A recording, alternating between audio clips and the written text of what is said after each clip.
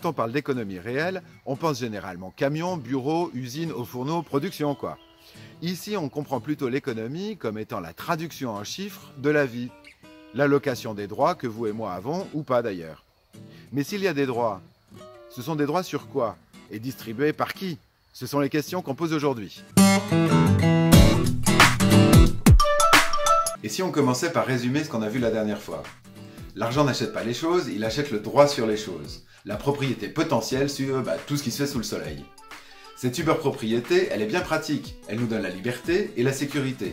Mais en même temps, elle est aussi ce qui nous met dans la mouise.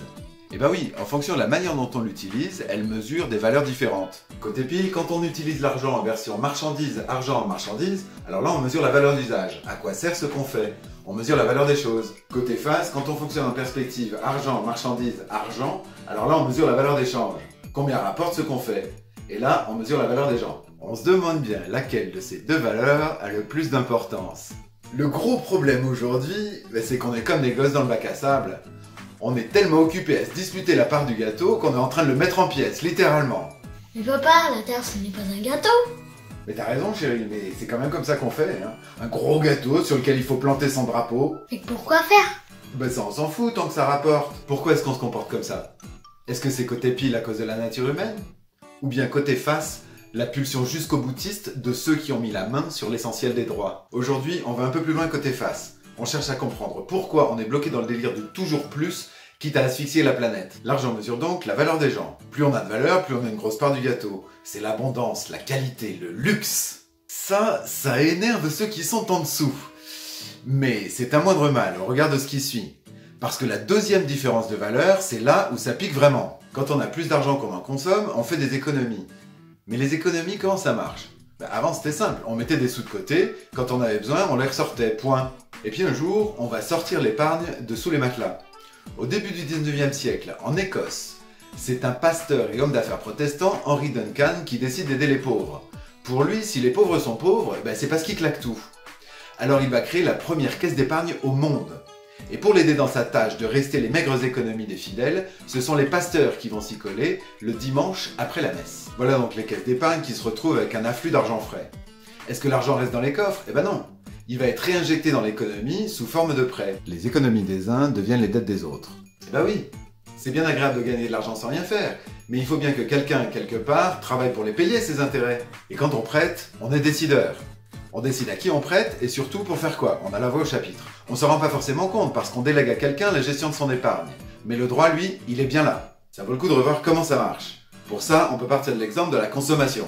Quand j'achète une baguette de pain, j'échange mon euro contre une baguette précise, celle que je vais manger. Mais, pour aussi étrange que ça puisse paraître, pour la boulangère, mon euro il a pas grand chose à voir avec cette baguette précise. Il va lui permettre de payer ses factures, ses employés, bref, de faire une autre baguette. Pour moi, les droits que représente un euro s'appliquent au passé. Les heures du petit matin que le boulanger a passé à pétrir, façonner et cuire la baguette.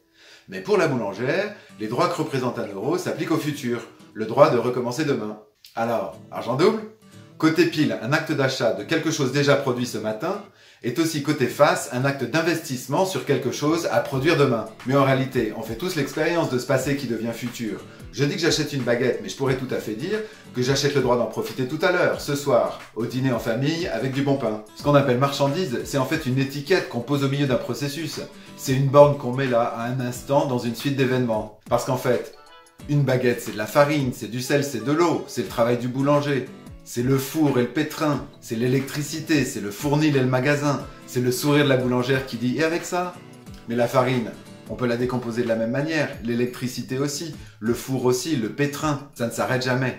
Quand j'achète une baguette, j'achète en fait le droit au fruit de tous ces efforts passés. Quand je le transmets à la boulangère, ça devient le droit à recommencer ses efforts dans le futur. Et elle-même d'ailleurs, elle va le transférer au minotier, qui le transférera au céréalier, etc. Et c'est bien tout le problème de cette crise du confinement. Si je sors plus acheter de baguettes, toute la chaîne s'arrête. Il y a bien toujours de la farine, mais la boulangère n'a plus le droit d'en acheter. Tout est là, mais on n'y a pas accès. Inutile de dire que si ça dure, tout ne sera pas là très longtemps. La prophétie, elle est auto-réalisatrice. Le petit virus couronné, il nous met face à nous-mêmes. La manière dont on répondra à cette crise va en dire long sur nos chances d'avenir. Soit on continue comme avant, on se remet le plus vite possible au boulot, histoire de finir de bouffer ce gâteau, qu'on n'en parle plus. Soit, pour une fois, on se pose la question de pourquoi on court et si on pourrait pas arrêter de courir un moment. Comme jamais auparavant, on voit que ce qui nous empêche d'échanger aujourd'hui, c'est précisément notre moyen d'échange. Pourquoi ? Parce qu'il est aussi le moyen de conserver la valeur. Il est temps de revenir à l'épargne. Quand on épargne, l'argent se retrouve le plus souvent sur les marchés financiers. Ce sont les gestionnaires qui vont décider dans quel type d'instruments financiers investir, les actions, obligations, les matières premières, dans quel secteur d'activité, quelle entreprise, quel produit, quelle technologie. Ces décisions impactent nos vies. La plupart des produits qu'on peut acheter sont soumis à ce genre de processus d'investissement. Comme les marchés financiers et de consommation sont globalisés, la portée de ces décisions, elle est tout simplement planétaire. En clair, c'est carrément le futur collectif de l'humanité qui est décidé là. Quelle maison on habitera, quels emplois on occupera, quelle voiture on conduira, quels vêtements on portera, quelle nourriture, quels médicaments, quels films, quelle musique, quelle information. Tout est soumis au processus d'investissement. Côté pile, on utilise l'argent essentiellement en perspective individuelle. Mes revenus, mes dépenses. Côté face en revanche, la perspective, elle est collective. Les marchés financiers ont la charge de la perspective collective de l'humanité. Mais non, allez-vous peut-être dire, ce sont les États qui ont la perspective collective. Ah bon ? Les États, ils se financent sur les marchés financiers, ils payent leurs intérêts, ils sont suivis par les agences de notation de crédit. La logique, elle est la même. Les États, ils ont simplement droit à la version allégée du profit, ça s'appelle l'équilibre budgétaire. Après paiement des intérêts, bien sûr.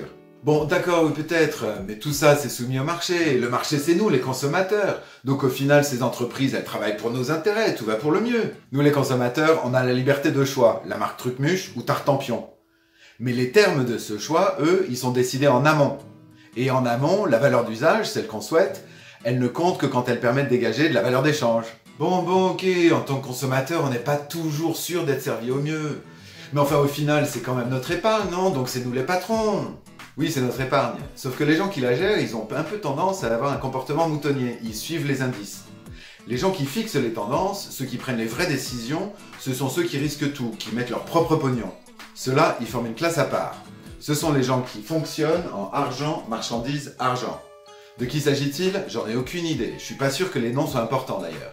Pour se donner une idée, on pourrait dire simplement que ce sont les gens dont plus de la moitié du revenu provient du capital plutôt que du travail. Et cette classe, elle est tellement à part qu'elle a même ses propres mathématiques. Si nous, côté pile, on utilise les plus et les moins pour nos revenus et nos dépenses, sur la classe du capital, on utilise le pourcentage, le profit et la perte. C'est cette classe qui prend les décisions qui comptent. Elle décide du contenu matériel de nos vies, elle nous dit aussi quoi penser ou comment rédiger nos lois. Les décisions, évidemment, elles sont toujours prises selon le profit, c'est-à-dire la maximisation de la valeur d'échange pour cette classe elle-même, évidemment. Vous savez, le délire narcissique. Au final, c'est là-dessus qu'on compte pour gérer au mieux la destinée collective. Pas mal. Tout ça tient du fait qu'on a la foi dans le marché. Vous savez, la fameuse main invisible qui fait qu'en servant les intérêts privés, on sert au final l'intérêt public. L'axiome, il est juste, il est bon. Simplement, on l'a pas forcément bien appliqué. On parle des intérêts privés en valeur d'échange en essayant de maximiser l'intérêt public en valeur d'usage. Ça fonctionne pas. Ça donne une économie extractrice, carbonée, dévastatrice. Notre planète vaut mieux que ça. Mais ouais, mais là tu saoules avec ces histoires, putain, ça fout le bourdon. Qu'est-ce que je fais moi maintenant? En tant que consommateur, je peux commencer par consommer solidaire, éthique, responsable. Vous en savez sans doute plus que moi sur la question. Et puis, on peut aussi se demander, quand j'achète une bouteille de shampoing par exemple, est-ce que c'est pour me laver les cheveux ou est-ce que c'est pour me faire laver le cerveau? La question elle se pose, dans le prix d'une bouteille de shampoing, il y a environ 30% de frais de publicité. Alors, qu'est-ce que j'achète? Je peux franchir un pas de plus, utiliser des monnaies locales complémentaires par exemple. Là, non seulement j'achète à des producteurs locaux, engagés, mais en plus, je retire mes sous du système financier. Et là, ça tape au portefeuille. Pas mal. En tant qu'épargnant, j'ai aussi des solutions. Vous-même les pratiquez peut-être déjà. Ces solutions, elles insistent sur l'un ou l'autre des points les plus essentiels à réformer. La plupart des investissements se font aujourd'hui sur le mode spéculatif. On essaie de deviner la valeur d'échange future. Mais il existe d'ores et déjà des fonds qui font de l'investissement prospectif. Ils essayent d'estimer la valeur d'usage à venir, que ce soit la transition écologique ou l'économie sociale et solidaire. En finance, on dit que le prix c'est une information.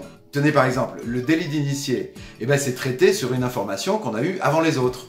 Sacrilège! Tout le monde doit avoir accès à la même information. Sauf que ce qui est bon pour les marchés financiers est visiblement pas bon pour l'ensemble d'entre nous. Parce que pour obtenir l'information, il faut dépenser des fortunes pour avoir un terminal d'information.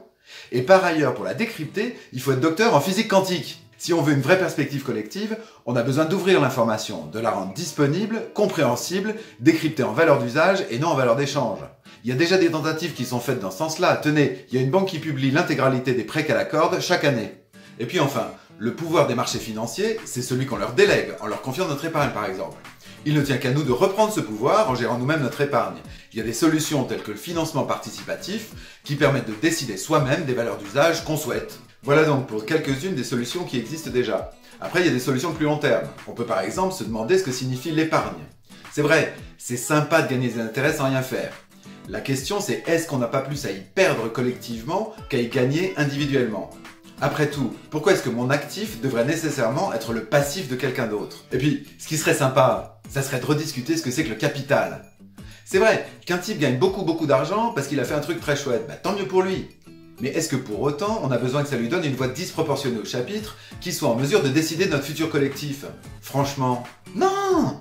Au final, ces questions nous ramènent aux grands enjeux de notre siècle. Le chacun pour soi du capitalisme nous a vraiment amenés au pied du mur. C'est ballot.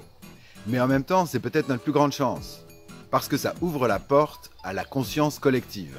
Covid-19 nous montre bien qu'on est tous reliés les uns aux autres, que ce soit par l'air qu'on respire ou par notre économie. Nous sommes tous dépendants les uns des autres. Les enjeux n'ont jamais été aussi clairs, aussi directs. C'est maintenant que ça se passe et nous sommes tous dans le même bateau. Alors si la direction que va prendre le bateau m'intéresse, la question que je peux me poser, c'est est-ce que je suis prêt à exercer mes droits, à faire entendre ma voix ? Se poser cette question, c'est ouvrir la porte à un outil hallucinant, l'intelligence collective de l'économie. Rendez-vous dans le prochain épisode pour en parler.